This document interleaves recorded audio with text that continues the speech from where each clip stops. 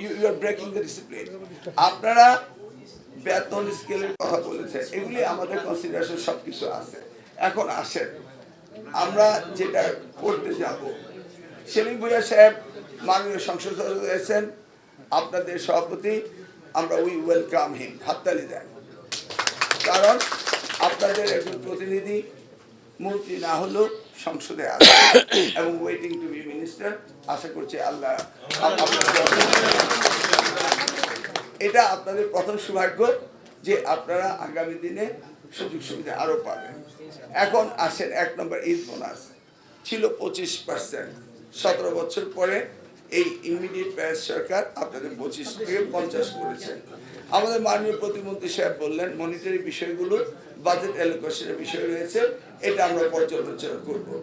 আপনাদের দাবি মাননীয় প্রধানমন্ত্রীর কাছে উত্থাপন করা হবে, যেহেতু এটা নতুন বাজেট না।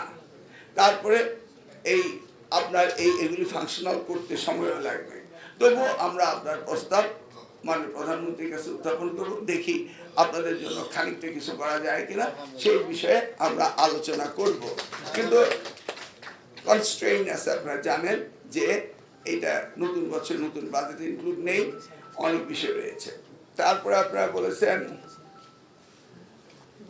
মন্ত্রণালয়ে আপনাদের আমাদের কর্মকর্তা কর্মচারী নিয়ে আপনাদের অভিযোগ রয়েছে। দেখুন এই অভিযোগগুলি অ্যাড্রেস করা অনেক সময় রয়েছে, এগুলি পর্যায়ক্রমে অ্যাড্রেস হবে কি হবে না এটা আমরা সিদ্ধান্ত আস্তে আস্তে নেব। তবে এটা তো ট্রেডিশন, হোয়াইট হাউসে কি রিপাবলিকান গেল কি ডেমোক্রেটিককে নিয়ে ঢুকে নাকি? Clear, understood? অতএব এই সমস্ত বিষয়ে লিভ আপ টু আস, এগুলি নিয়ে আমরা দেখি আমরা কিভাবে কাজ করব, এটা আমরা দেখি।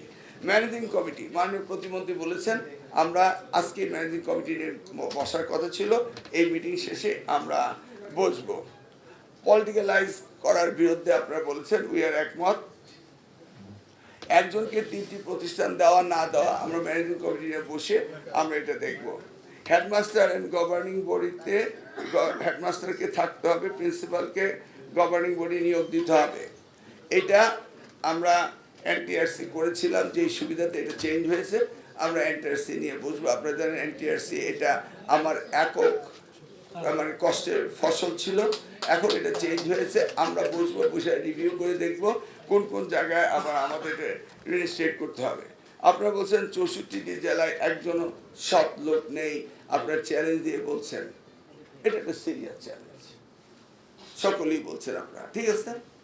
আমার মাননীয় প্রতিমন্ত্রী বললেন, আর আমার রেকর্ড তো আপনারা জানেন যে আমরা দুর্নীতি করি না, করব না, করতে দেব না। আমিও করি না, আমার প্রতিমন্ত্রী করে না। আমরা দুইজনে শপথ করেছি করব না, কিন্তু আরেকটা শপথ আমাদের আছে, করতে দেব না।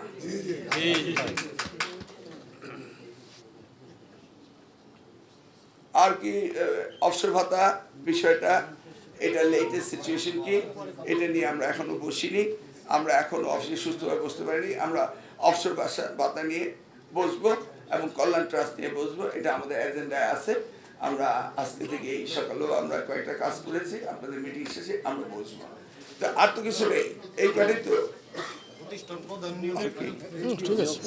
এই কয়েকটা দাবি আপনাদের আসছে, এই দাবিগুলো আমরা জানি।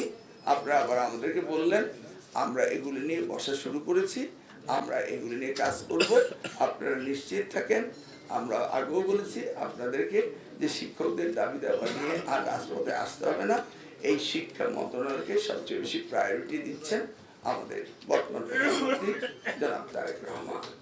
গতকালকে আমাদের ক্যাবিনেট মিটিং গিয়েছিল, সেই ক্যাবিনেট মিটিং এর 90% টাইম উনি দিয়েছেন শিক্ষার ব্যাপারে, সব বিষয়ে টুকিটাকি আলাপ হয়েছে, এটা নিয়ে আমরা কাজ করব ইনশাআল্লাহ। আপনারা এসেছেন, আপনাদের সকলকে ধন্যবাদ দেওয়ার আগে আজকে কিন্তু এই মন্ত্রণালয়ে ভিজিটার্স ফ্রি ডে, এখানে কোনো ভিজিটার্স আজকে ঢুকতে দেওয়া হবে না। আমাকে অথরিটি আমাদের সুপারিশের কারণে আপনাকে দিয়েছে। আবার বলছি, আপনার শিক্ষক কোথাও না কোনো মন্ত্রণালয়ে না গিয়ে, কোনো মন্ত্রীকে ফুলের তোড়া না দিয়ে স্পেশালি আপনাদের পারমিশন করানো হয়েছে। আপনারা আস্তে আস্তে চলে যাবেন, যেন আমি বলতে পারি যে আমাদের শিক্ষক যারা ডিসিপ্লিন শেখায় তারা ডিসিপ্লিন মেনে চলেছে। আমি আবারও আপনাদের আন্তরিকভাবে ধন্যবাদ দিচ্ছি। আপনাদের দাবি দেওয়া আমাদের মনে আছে, এটা বাস্তবায়ন করতে হবে। করার জন্য আমরা পর্যায়ক্রমিক পদক্ষেপ নেওয়ার কাজ আজকে এই দুপুর থেকে আমরা ওই মিটিংগুলো একটার পর একটা অর্গানাইজ করছি। আর সর্বশেষ কথা, দাবি ভূমিকা তো আপনাদের সাথে আছেই। ধন্যবাদ।